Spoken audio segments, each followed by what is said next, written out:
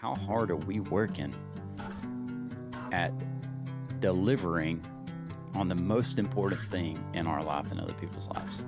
I'm not working hard enough. Hello and welcome back to The Uncomfortable Truth.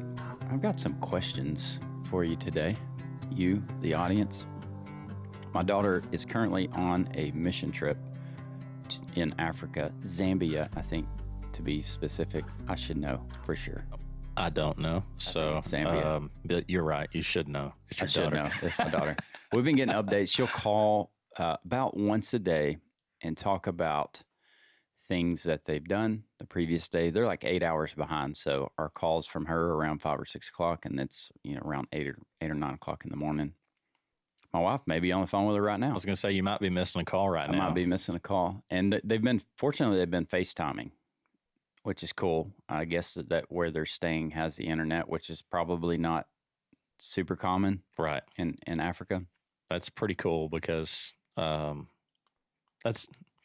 We were talking about phones in the previous episode. Yeah, we were just talking about get off your dang phone. To get off your phone and just the negativity behind technology in that regard. And now we're thinking, man, it sure is cool to be able to FaceTime my daughter across the world at a remote place in Zambia, Africa. We were also talking in the previous episode about connection and really connecting with people. And we mentioned this during softball playoffs is my daughter went to the state championship. The girls that she played against, like you and I, as we made a playoff run or we're playing anybody in our district, we may never see those kids again until the next time that we play them. And you might have heard about them through the grapevine, especially as you get into the playoffs. The kids you're playing against, we never saw them again. For the most part, we got a scouting report maybe the week of, and all we knew maybe was the number on the back of their jersey and their strengths. That's right. Strengths and maybe some of their weaknesses. And nowadays, a benefit of being connected in some quotations is that you can actually build a deep and meaningful relationship with somebody because you can start it. You can say, hey, we played against each other in the whatever game in this year, whatever, just wanted, I saw you were going to college 30 minutes away from playing ball there or whatever. You want to grab coffee. Even though they may live 300 miles away. That's right. Pretty cool. Yeah, it's pretty neat. Okay, so back to Africa. So we get these update calls from our daughter. Her name's Miller, and what they're doing. And the other day she called and she, as part of the conversation, she says, we planted a church today. And I was like, well, what's that like? Is it like planting a tree? And she said, actually, we planted the church under the tree. Huh. That's where the church is. And from all of our conversations, it just seems like the people that they're meeting with are just so open to the gospel. I was sitting in church the other day and one of the guys, Brother Jack, I was talking to him. He's going on this one. This is his third trip to Africa. And he was just telling me some stories. One of the stories was they get off the bus. He has a translator. He's considered, when he goes, he's kind of considered one of the leaders, pastors. He's in charge of, delivering some messages and has a specific translator that stays with him for a decent amount of the time. They get off this bus as they're going into one of the towns. And he said that each town typically has I don't know what you would call it, but an area of tents that are together, maybe a building that they are doing non-Christian worship of idols or witchcraft. Okay. And so there's typically... So it's like a community center that they're meeting at, but they're not practicing Christianity. Yeah, they're practicing witchcraft and practicing it. And so people that, and you got to know these places don't have hospitals. So a lot of people are going there to try to get healed of something or for wisdom of some sort, but they're very open. And he said, my translator was like, let's go in there. And he's like, man, are you sure? And he's like, yeah. So they go in, they find the main witch doctor. And this is how this works. If you're going into a village, you find the village chief. If you're going into wherever, you find the person in charge. You have to find the leadership. You have to find the leader. So they go find the main witch doctor, and they ask, can we share with people about Jesus here? And the guy's like, yes, you sure can. And then he goes and gathers up all the people that are there and brings them into one of the rooms. So you got to think that this leader, this chief of the tribe, I don't know, whatever you call him. Were you calling him a witch doctor? I think that's what he was referring to him as. I mean, he obviously already has some conviction about some type of belief. He said, so one of the reasons that Jack was telling me, one of the reasons that it's easy to, they're just so hospitable. They're naturally hospitable and curious. And then that leads to being able to tell them about Jesus. They bring all these people in the room. He said that a lot of them got saved, and the witch doctor got saved. And now the witch doctor is actually the leader of, or one of the leaders of the church. Yeah. In that area. Because that's kind of the way that I understand when you plant a church, there's they call it planting, for a reason. But once the church is planted, I think one of the next steps is helping the church cultivate leaders within the church that can help and learn the scriptures and try to somewhat pull the community together to worship every week. I think that's the way that they go about it. They choose a location, they stir the gospel up in the community.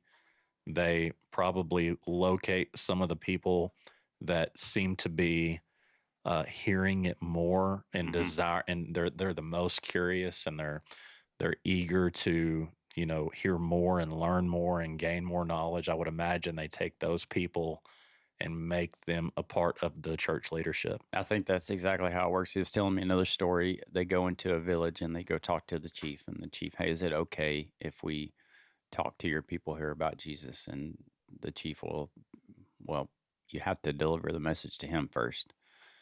And he said one of the villages, and this may happen more than once, you talk to the chief about Jesus, he gets saved. If the chief gets saved, everybody's going to get saved. It's kind of like the father, isn't it like, I think if the father accepts Christ first, it's like a 96% conversion rate for the rest of the family, which is crazy. And it's significantly lower with anyone else.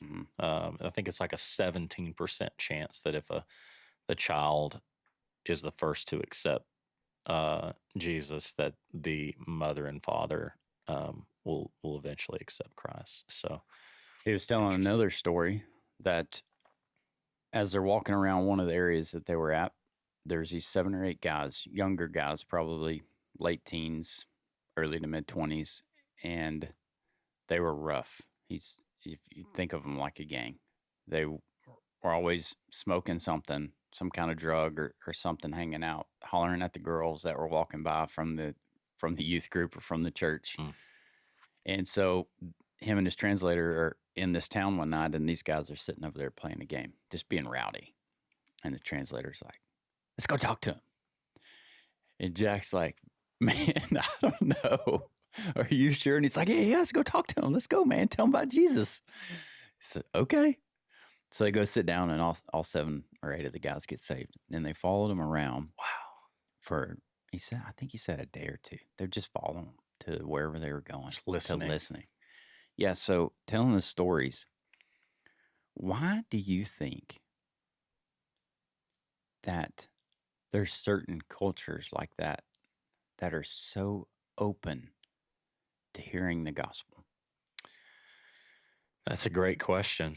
I don't know the answer, but I think that one of the answers would be that surely maybe they don't know what they don't know. I don't know, but I would think that they have to hear stories that indicate to them that they are out of touch with technology, with what's going on in the world. They're remote. They're in this area of the world that is just disconnected from Yeah. the rest of the world. So there's a part of me that believes they know that and they recognize that. And so that when people are coming to bring them news, it's almost like these people are newspapers.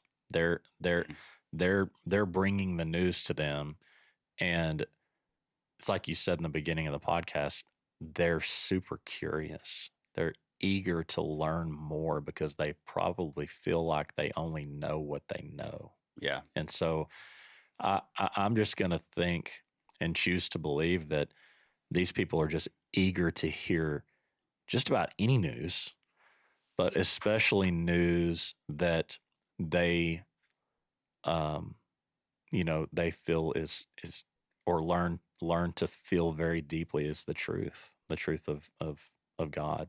Though one of the things the witch doctor told Jack when they were done there was, "Thank you so much for coming with this message.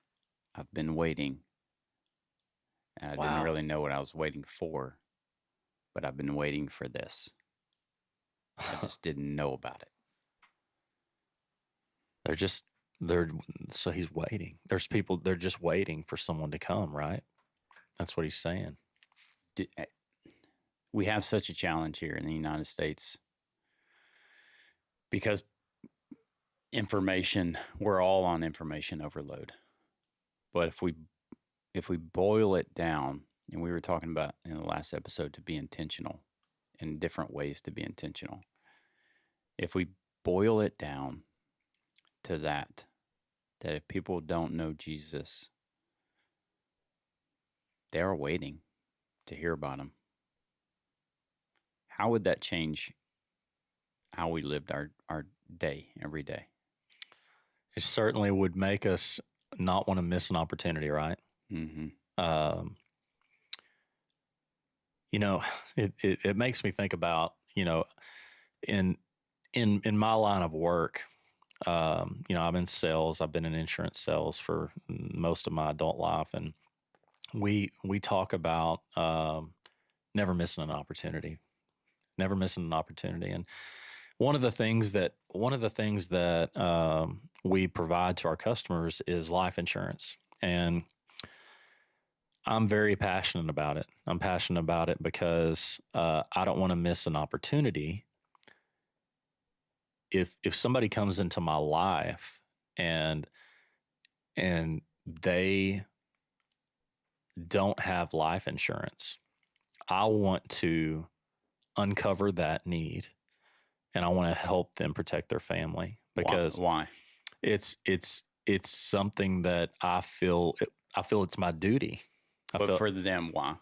For them, I want to do it because I know that it's going to alleviate a large stress and burden, and it's going to help them mourn the loss of a loved one in the event of an untimely death.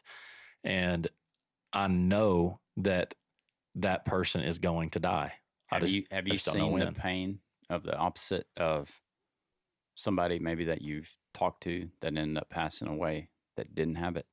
100,000%. How'd that make you feel, and how'd that make the family feel? It made me feel like I missed the opportunity. It made me feel like that I didn't ask the question that I needed to ask. I didn't. It makes you feel like you failed to take action. And again, it's one of those things where because I have a passion about it, I feel like there's a lot of it's very purpose driven. I am always looking for an opportunity to uncover that need and help them take care of their family. Yes, it's a way that I support my family as well, but it's so much deeper than that. You know, like I know beyond a shadow of a doubt, because again, I've seen firsthand knowledge of that, of the fact that when a family, when a dad or a mom passes unexpectedly and leaves their kids, you know, in a situation where they're not going to get to live the same life they would have lived had mom or dad not passed. Um, it's it could have been avoided, you know, and the reason that I'm talking about this is for the longest time, I always felt like I was missing the beat. I was really just missing God's purpose for my life because I wasn't taking that same energy and that same passion and that same purpose that I was putting into helping people take care of their families with life insurance as I was in helping families protect and take care of their souls. You know, Yeah, I know. you know, and so it was It's relative and more important. exactly, you know, and so I mean that's these people, this chief at this tribe is just waiting. He's been waiting for someone to come and tell him about Jesus, and he knew that there was something that he didn't know. Mm. And how many other people in the world are just waiting for someone to get out of their comfort zone and say, "Do you know Jesus? Yeah. You know, like he changed my life. What do you know about him? Because I would love to tell him about you."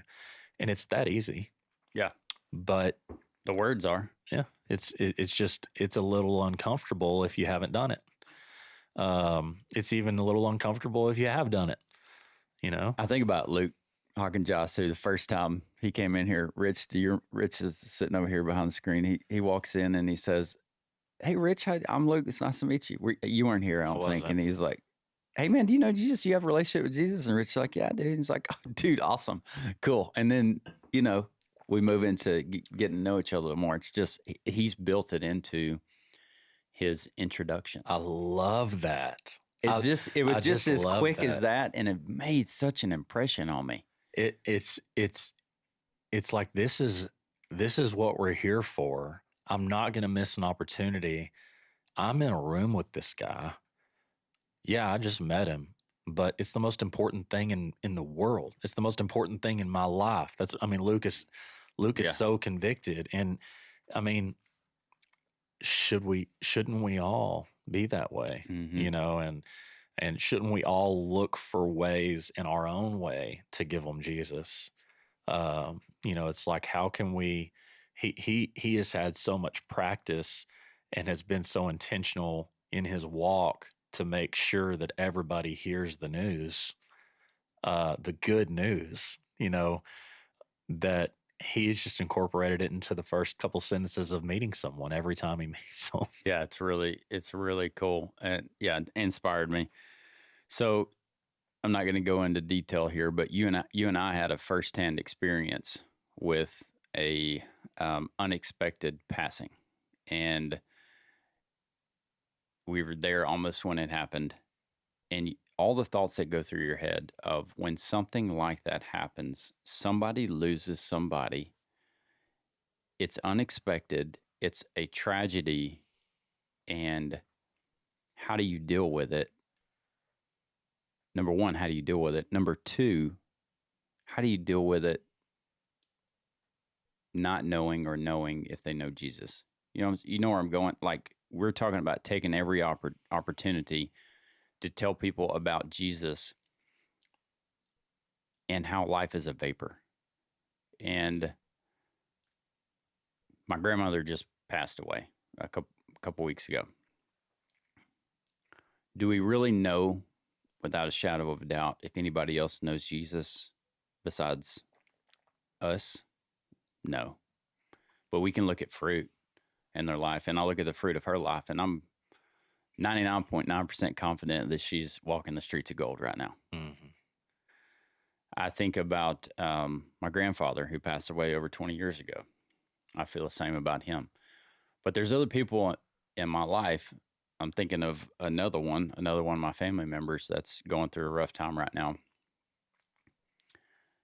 that I don't know if she truly knows Jesus. I just don't. And it's, if I feel convicted to make sure of that, then whose responsibility is it to talk to her about it? It's 100% yours. Yeah. But it's important to recognize that it's not your responsibility to save her. Right. You know, it's the same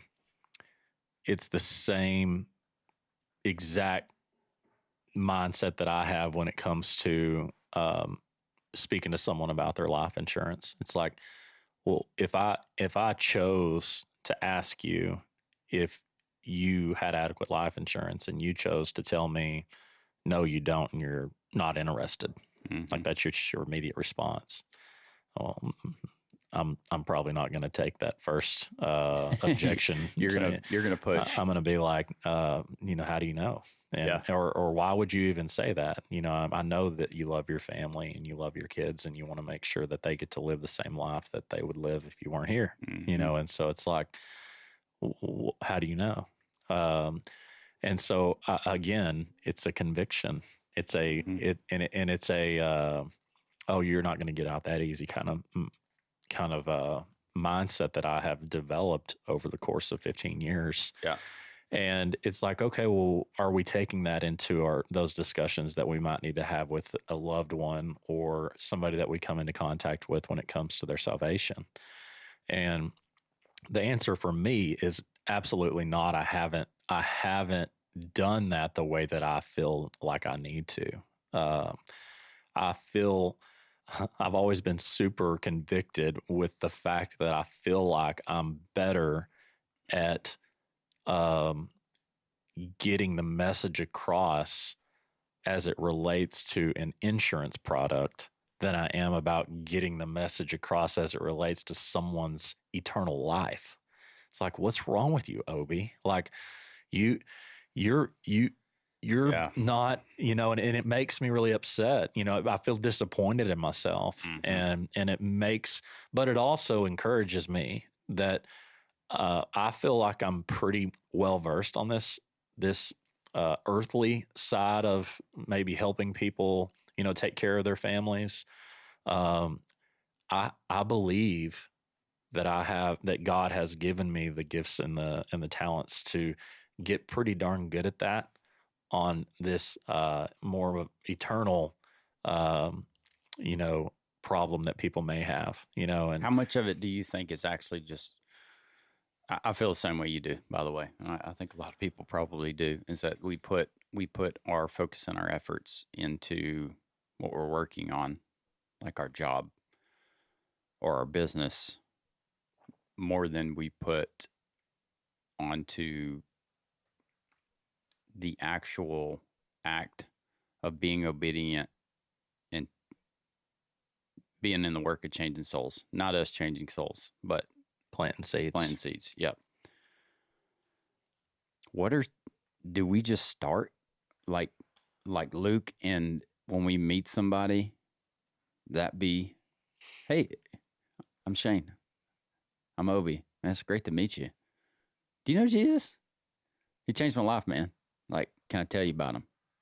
No, I know Jesus, man. I'm a personal, dude. That's awesome. We have so much in common. Yeah. Or I don't. We're going to be in eternity with each other. Yeah. So I'm so glad that I know that now. Yeah. The way that the practicality that I put behind how we do that is the same practicality that I put about how I feel like I've gotten pretty good at doing it when it comes to insurance products. Was it comfortable the first time you did it? Way uncomfortable. How long did it take for you to get comfortable with it? That's a good question. And a big part of that has to do with your passion. Do you believe in it? Oh, yeah. Do What's you the root? do you actually believe in what it is that you're talking to people about? So I feel like that's one thing that uh, we already have as it relates to discussing people's eternal life and their salvation is I believe in it. You believe in it. We don't have to cultivate this like true belief or passion behind uh winning souls and planting seeds for Jesus. We have it. Mm-hmm. So what's the next step? The next step is, you said, do I just say it to somebody? And I think the answer to that is yes. And it's like anything that we would like to get good at. You got to get at bats at it. You think about Steph Curry. Saw a video of Steph Curry the other day that was pretty cool. He was just dribbling a basketball through his legs, just walking down the floor, dribbling a basketball through his legs, just every step going through the leg. And it was before a game. He was warming up. He was just getting his hands going, and he was just walking, and this guy's just recording Steph Curry because that's all they do is they just never take the cameras off the guy. Yeah. And he dribbled it through his leg, and the ball didn't go where he intended it to go. Have you seen this? No. And he, instead of thinking what 99% of the world would think, he's on the court underneath the basket on the court, and he's dribbling through his legs, and he goes across with his right hand to his left hand, and the ball doesn't go exactly where he wanted it to in his left hand. And instead of thinking that he just barely may have made a bad dribble, or it was his fault, he didn't think that. He goes and he starts inspecting the floor where the ball dribbled off of the floor, where the ball bounced off of the floor and came up into his hand. And like he's down there inspecting it, and he like calls somebody over, and there was a soft spot No way. in the floor. No way. It was absolutely. Yeah, that much confidence in his ability. He had dribbled that ball between his legs so many times, so many days, every day for probably the last 20 years. 20 years, probably since he was a kid. I know that he said from the time he was a freshman in high school until, like, I saw a video or something not long ago, a minimum of 500 shots a day. So that's, if you do the math on it, it's like something like 7 or 8 million shots that he's taken over the course of the last 25 years. And like when he makes a half court shot, it's not on accident. Yeah. It's not something like everybody's so mesmerized by it. And he does it while he's sleeping. He's dribbling the ball across the floor. And if he makes a mistake, it's not because he made a mistake. The floor had a bad spot in it, and the ball didn't bounce off the floor the right way. Can you imagine practicing something so much that you become so good at it that your mistakes aren't really even your mistakes? Yeah. Like, I mean, no, not really. I can't really imagine that. But I can't either. But I can tell you that there's something about practice. There's something about reps, about repetition, that whenever we do it, we become better at it and better at it. And then all of a sudden it gets easy. And I believe that that's how this presenting Jesus to someone is, giving them Jesus. I believe that it was such a non-confrontational, quick interaction when Luke spoke to Rich that day that he had done it a million times. Yeah. So another thing that Luke said when he was on the podcast is faith is a muscle, and the more you work it, the more it grows. Perfect. It's just like that analogy of Steph Curry or think of Shohei Ohtani and how many reps does he take in the cage. in the cage, knowing what he needs to do to get the barrel of the bat, which the good part of the bat is about that big. It's like maybe 2 baseballs wide or a baseball and a half. How to get the barrel on the bat every time he hits the ball. And knowing if you miss it by 10 centimeters, 5 centimeters, that it's not going to come off the bat the same way. Mm-hmm. And then driving the ball to the left side of the field, up the middle, and to the right, and where you stand in the box. He puts his bat down on the corner of the plate to know, and lays it out to the box to know where he's putting his back foot. Those reps, that muscle memory, that, what would you call, not muscle memory, but mind memory? Yeah. Mind mapping, mind memory. When we do those things over and over, they become consistent and habitual.